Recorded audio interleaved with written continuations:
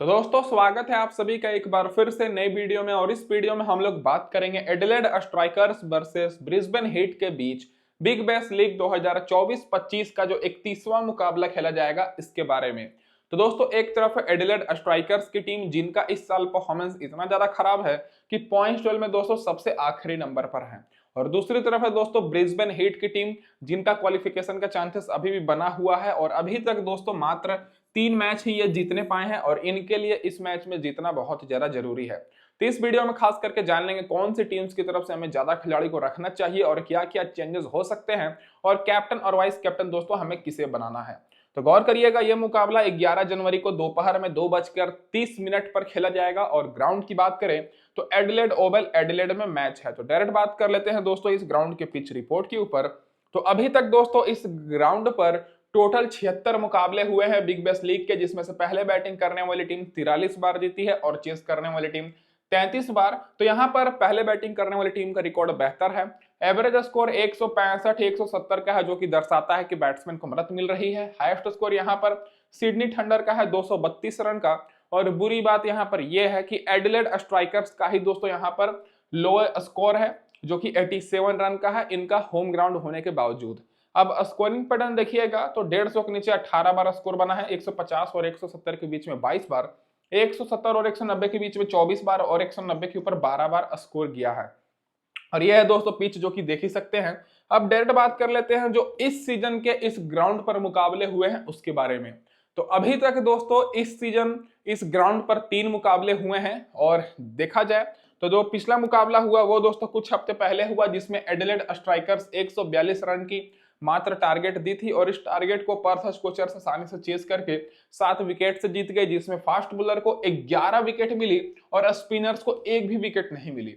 उससे पहले एक और मुकाबला हुआ था जिसमें दोस्तों हॉबर्ट हुराकन्स 11 रन से एक बार फिर एडिलेड स्ट्राइकर्स को ही हराई थी, जिसमें फास्ट बॉलर को मिली थी दोस्तों 7 विकेट और स्पिनर्स को मिली थी 4 विकेट। और इससे पहले एक और मुकाबला हुआ था दोस्तों इसी सीजन, जिसमें एडिलेड स्ट्राइकर्स 165 रन का टारगेट दी थी और मेलबर्न स्टार टारगेट को चेज नहीं करने पाई और एडिलेड स्ट्राइकर्स 15 रन से जीती, जिसमें फास्ट बॉलर को 7 विकेट और स्पिनर्स को 8 विकेट मिली।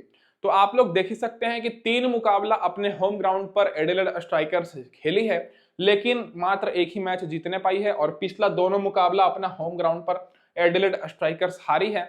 तो इस मुकाबले में एडिलेड स्ट्राइकर्स का हारने का चांसेस थोड़ा ज्यादा रहेगा। और पिछले 3 मैच मिलाकर दोस्तों फास्ट बॉलर को काफी मदद मिल रही है और अभी तक 25 विकेट ले चुके हैं फास्ट बॉलर और स्पिनर्स 12 विकेट, जिसमें से फर्स्ट इनिंग में ज्यादातर विकेट गिरी है।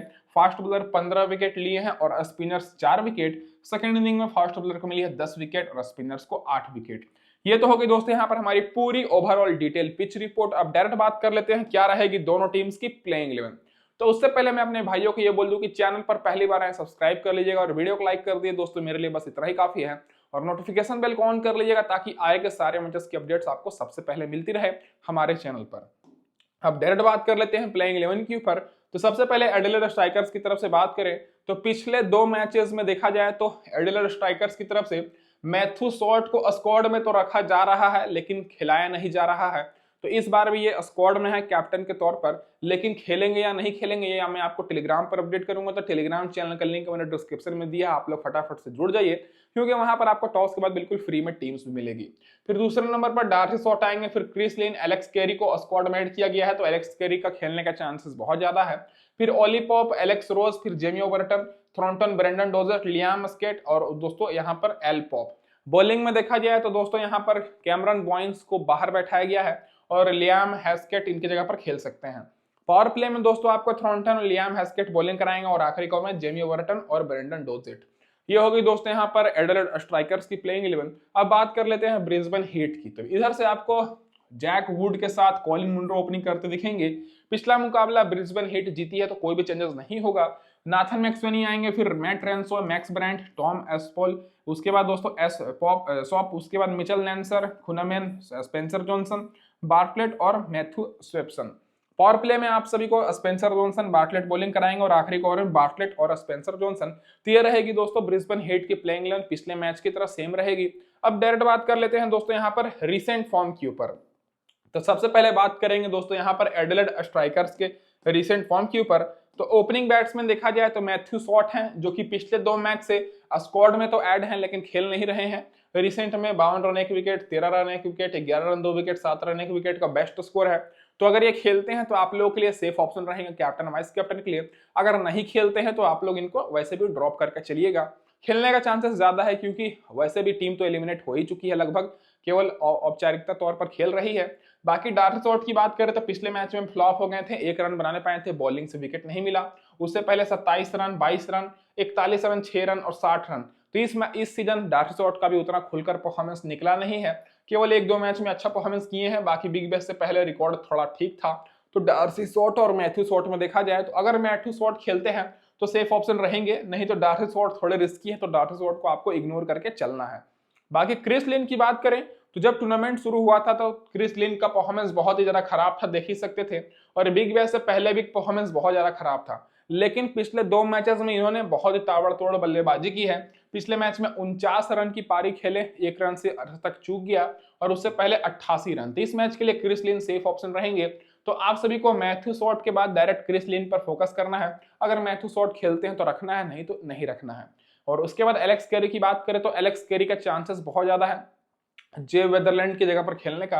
एलेक्स कैरी का देखा जाए तो रिसेंट में ज्यादातर T20 मैच नहीं खेले हैं, लेकिन जब भी खेले हैं 36 रन, 65 रन, 54 रन और 67 रन का इसका स्कोर है। तो रिसेंट में परसेंटेज ज्यादा है परफॉर्मेंस करने का, आपको विकेट कीपर सेक्शन में दिखेंगे। तो अगर आप लोग इनको लेना चाहते हैं तो रख सकते हैं प्लेइंग 11 के बाद, जो कि मैं आपको टेलीग्राम पर अपडेट करूंगा।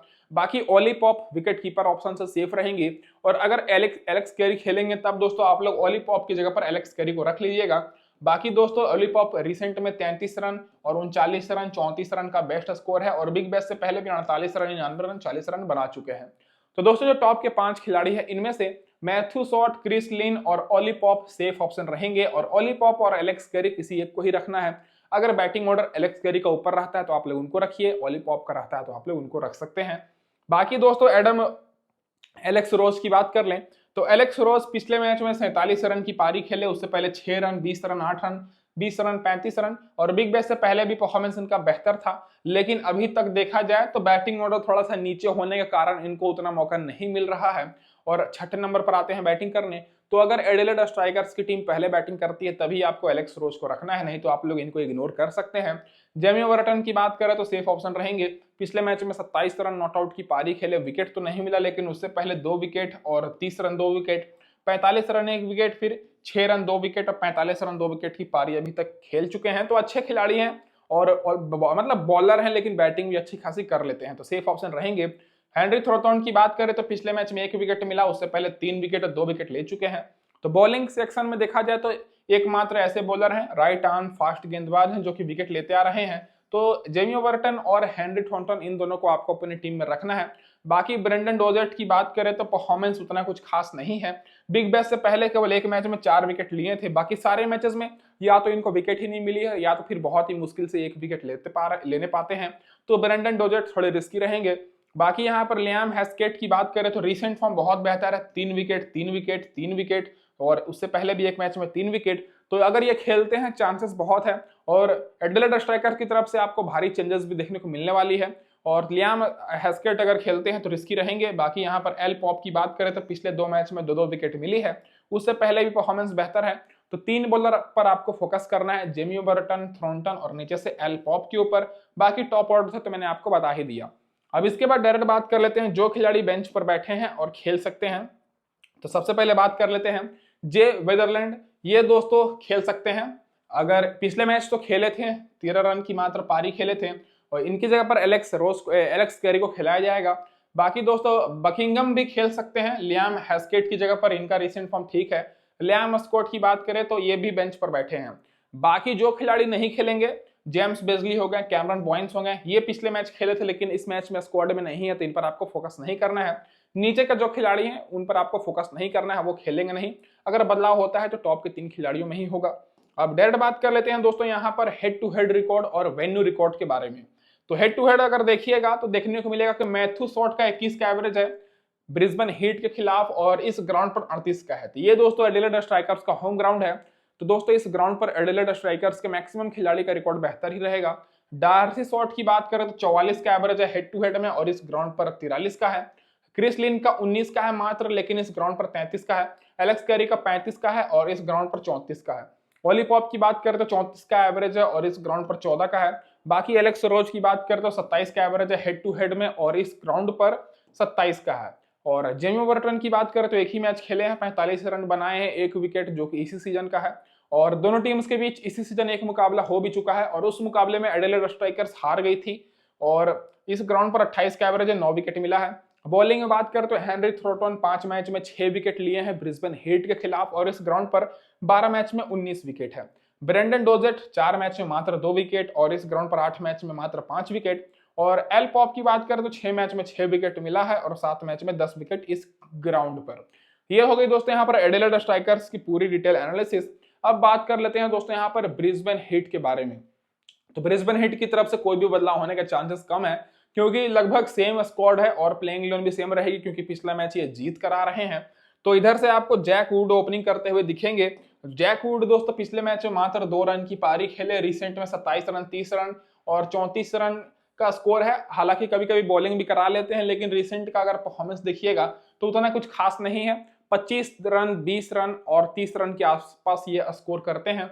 कॉलिन मुनरो की बात करें तो कप्तान तो है, लेकिन अभी तक कप्तानी पारी इस सीजन खेलने नहीं पाए हैं। जितने भी मैचेस खेले हैं शुरू के तो लगातार 5 मैचेस में फ्लॉप हुए थे। पिछले मैच में थोड़ा सा बल्ला चला था, लेकिन 23 रन पर ही आउट हो गए थे। दोनों ओपनर्स रिस्की ऑप्शन रहेंगे और मैंने आपको शुरू में ही बताया था कि ब्रिस्बेन हीट का भी परफॉर्मेंस उतना अच्छा नहीं है।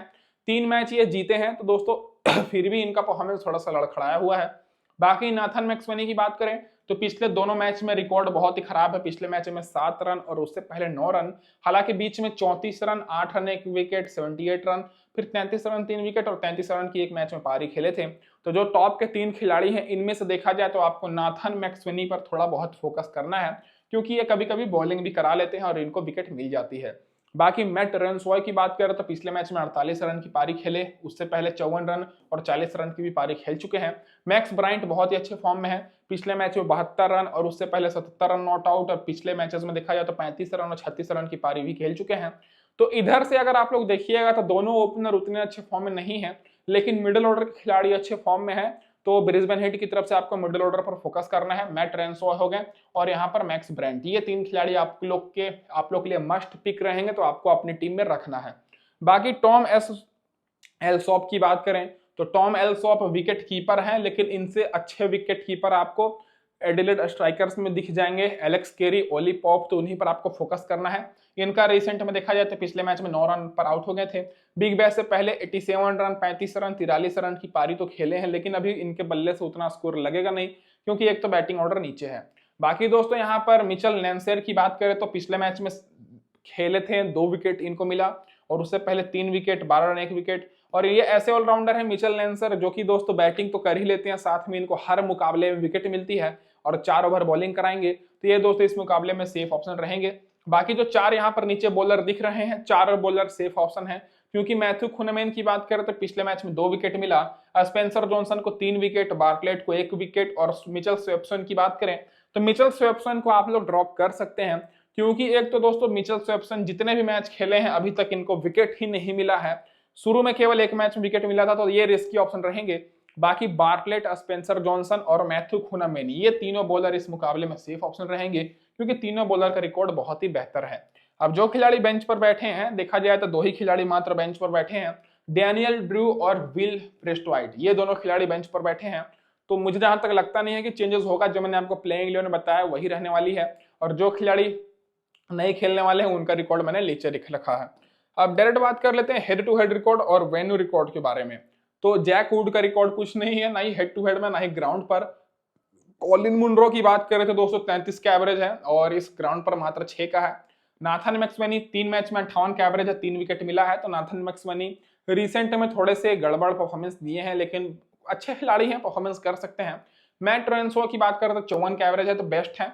और ग्राउंड पर 29 का है, तो एक्सपीरियंस भी ग्राउंड पर बहुत है, 15 मैच खेले हैं। और मैक्स ब्राइंट की बात करें तो 17 का एवरेज है और ग्राउंड पर 41 का है। तो ये 3 खिलाड़ी पर आपको फोकस करना है, नाथन मैक्सवेनी, मैट रेनसॉय और मैक्स ब्राइंट, ये तीनों खिलाड़ी आप लोग के लिए मस्ट पिक रहेंगे। बाकी टॉम एल्सॉप की बात करें तो रिकॉर्ड नहीं है। मिचेल लेंसर 4 मैच में 4 विकेट, ग्राउंड पर 31 विकेट मिला है, देख सकते हैं 31 मैच में, तो एक्सपीरियंस बहुत है मिचेल लेंसर के पास। खुनेमैन की बात करें तो 7 मैच में 8 विकेट है और इस ग्राउंड पर 3 मैच में 5 विकेट। स्पेंसर जॉनसन 2 मैच में 4 विकेट, ग्राउंड पर 1 मैच में 1 है। बाकी बार्कलेट का 6 में 6 है, मिचेल स्वेप्सन का 11 में 7 है। तो आप लोग रिकॉर्ड देख सकते हैं, इधर से ज्यादातर खिलाड़ियों का रिकॉर्ड नहीं है क्योंकि ये इनका होम ग्राउंड नहीं है, तो ग्राउंड पर केवल कुछ ही खिलाड़ियों का रिकॉर्ड है। अब डायरेक्ट बात कर लेते हैं दोस्तों यहाँ पर overall head to head record और रिसेंट फॉर्म के बारे में। तो दोनों टीम्स के बीच अभी तक 20 मैच हुए हैं पूरे बिग बैश लीग के इतिहास में, जिसमें से एडिलेड स्ट्राइकर्स 9 बार बाजी मारी है और ब्रिस्बेन हीट 11 बार। तो ज्यादा मैचेस का डिफरेंस नहीं है और दोनों टीम्स के बीच इसी साल एक मुकाबला हुआ था कुछ हफ्ते पहले और उस मुकाबले में ब्रिस्बेन हीट की टीम जीती थी। तो इस मैच में भी ब्रिस्बेन हीट जीत सकती है क्योंकि एडिलेड स्ट्राइकर्स का अपने होम ग्राउंड पर भी उतना अच्छा रिकॉर्ड नहीं है। रिसेंट फॉर्म अगर आप लोग देखिएगा तो आप सभी को देखने को मिलेगा कि दोस्तों रिसेंट में अभी तक दोस्तों 7 मैच खेले हैं और मात्र दोस्तों 2 मैच ही जीतने पाए हैं, 5 मैच हारे हैं। पिछला मैच भी ये हार कर आ रहे हैं। और ब्रिस्बेन हीट की बात करें तो ये पिछला मैच जीते हैं, शुरू का लगातार जीते थे, फिर लगातार 3 मैच हारे, फिर 1 मैच नो रिजल्ट हुआ। तो ब्रिस्बेन हीट क्वालिफिकेशन के रेस में बने हुए हैं, लेकिन एडिलेड स्ट्राइकर्स के लिए बहुत ही मुश्किल है। अब डायरेक्ट बात कर लेते हैं टीम कॉम्बिनेशन के ऊपर। तो उससे पहले मैं अपने भाइयों को ये बोल दूं कि अगर आपको हमारी एनालिसिस अच्छी लगी हो तो चैनल को सब्सक्राइब करके वीडियो को लाइक कर दिए, जिससे मुझे मोटिवेशन मिलती रहे। और इस मैच का जो गिवअवे का सवाल है कि आप सभी को सिंपली बताना है कि इस मैच में दोस्तों क्रिस लिन जो खिलाड़ी है, बैट्समैन है, कितने पॉइंट्स देने वाले हैं। और अगर आपका सही जवाब रहता है तो फिर मैं आप सभी को प्राइज भी दूंगा, जो कि मैं हमेशा देते आ रहा हूं। और रिसेंट के भी मैचेस में कोई भी विनर निकल नहीं रहा है, लेकिन आप लोग अच्छे से प्रिडिक्ट कीजिए। आप सभी को सिंपली बताना है क्रिस लिन कितने पॉइंट्स देंगे। अगर आपका सही जवाब रहेगा तो आप सभी को मैं प्राइज दूंगा। सबसे पहले बात कर लेते हैं स्मॉल लीग की टीम के बारे में। तो स्मॉल लीग मैंने कैप्टन किया है जेमी ओवरटन को और वाइस कैप्टन यहाँ पर मिचेल लेंसेर को। बाकी मैंने बॉलर्स और ऑलराउंडर्स को सपोर्ट करते हुए टीम बनाई है, क्योंकि जाहिर सी बात है दोनों टीम्स के बैट्समैन उतने अच्छे फॉर्म में नहीं है। तो यहाँ पर एल पॉप को मैं लिया हूँ, थॉर्नटन को मैंने लिया है एडिलेड स्ट्राइकर्स की तरफ से, स्पेंसर जॉनसन और बार्कलेट को मैंने लिया है दोस्तों यहाँ पर ब्रिस्बेन हीट की तरफ से। मिचेल लेंसोर, मैट रेंसोय और जेमी ओवरटन इधर से, मैथन मैक्सवेनी, फिर क्रिस लिन, बार्कलेट और ओली पॉप। 6 खिलाड़ी मैंने लिया है ब्रिस्बेन हीट की तरफ से और 5 खिलाड़ी एडिलेड स्ट्राइकर्स की तरफ से। तो ये हो गई यहाँ पर हमारी स्मॉल लीग की टीम, जो कि मैंने पूरी बॉलर्स और ऑलराउंडर्स को सपोर्ट करते हुए बनाई है। अब दूसरी टीम की बात कर ले जो हमारी ग्रैंड लीग की टीम है। तो ग्रैंड लीग मैंने कैप्टन किया है क्रिस लिन को, क्योंकि क्रिस लिन अभी कुछ मैचेस में इन्होंने अच्छा खासा पारी खेला है, लेकिन रिस्की ऑप्शन है। तो ग्रैंड लीग में वैसे भी आपको रिस्क लेकर चलना है। और वाइस कैप्टन मैं बार्कलेट को कर रहा हूँ। ग्रैंड लीग की जो भी टीम है ये भी दोस्तों रिस्की ही टीम रहने वाली है, क्योंकि ग्रैंड लीग में हमेशा रिस्की टीम के साथ ही ज्वाइन करना चाहिए, क्योंकि अगर आप लोग सेफ टीम बनाते हैं ग्रैंड लीग में तो आपके जीतने का चांसेस थोड़ा सा कम रहेगा। और विकेट कीपर से मैंने ओली पॉप को ही रखा है। अगर एलेक्स कैरी का बैटिंग ऑर्डर पहले रहता है तो मैं ओली पॉप की जगह पर एलेक्स कैरी को रख लूंगा। बाकी मैक्स ब्रायंट मैंने लिया है, यहाँ पर मैं 4 ऑलराउंडर को रख रहा हूँ। मैथ्यू शॉर्ट को मैंने अपनी स्मॉल लीग की टीम में नहीं लिया है, लेकिन अगर मैथ्यू शॉर्ट खेलेंगे तब दोस्तों मैं अपनी टीम में रखूंगा, क्योंकि पिछले 2 मैचेस से स्क्वाड में तो है लेकिन खिलाया नहीं जा रहा है।